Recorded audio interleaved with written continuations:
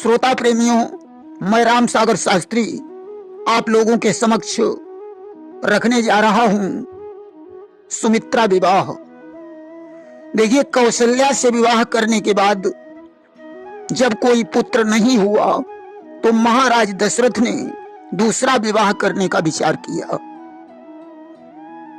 कि जब कोई पुत्र नहीं उपजा तो नप ने सोच अपार किया, दूजी शादी करने के हित राजा ने तभी विचार किया।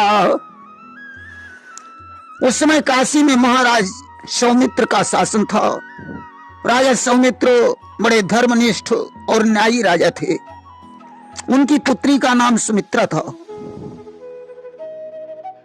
कि काशी में थे सौमित्र भूप, उनकी एक सुता सुमित्रा थी। सुंदर सुशील गुणवान और मन से भी परम पवित्रा थी। सुमित्रा ने महाराज दशरथ के प्रभुत्व की चर्चा सुन रखी थी, अतः उसने निश्चय कर लिया था कि स्वयंवर में मैं दशरथ को ही जयमाला पहनाऊंगी। इधर राजा सौमित्र ने अपनी पुत्री को विवाह के योग्य जानकर स्वयंवर ठान दिया कि ब्याह योग्य कन्या ही अनुमानी, और दीनों भूप स्वयंवर ठानी। उन्होंने अनेकों राजाओं के पास स्वयंवर का संदेश भेजा। नाना देशों के राजागण स्वयंवर में उपस्थित हुए।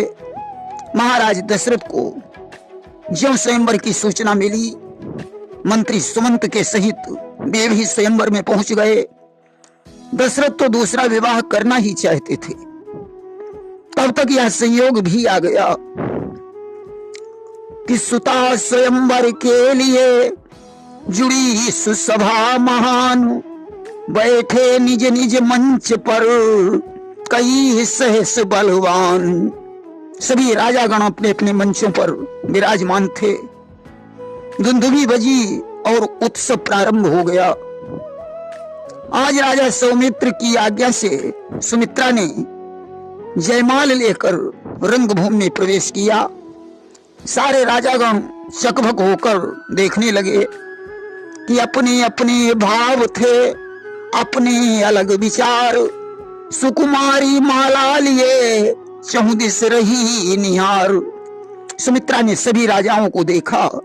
इसके पश्चात उसने महाराज दशरथ के गले में जयमाला डाल दी कि पहले से ही सुन रखी थी उसने दशरथ की प्रभुताई, इस कारण प्रमुदित हो उसने जयमाल भूप को पहनाई।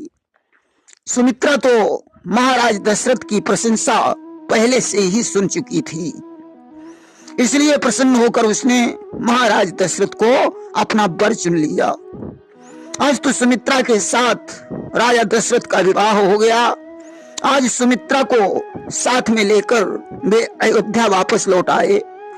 राजा दशरथ तो ये सोचते थे कि शायद सुमित्रा के द्वारा किसी पुत्र का जन्म होगा, परंतु काफी समय बीत गया, सुमित्रा से भी पुत्र नहीं हुआ। 2 विवाह करने के बावजूद भी महाराज दशरथ को निराशा का ही सामना करना पड़ा। प्रेम से बोलिए वृंदावन बिहारी लाल की जय।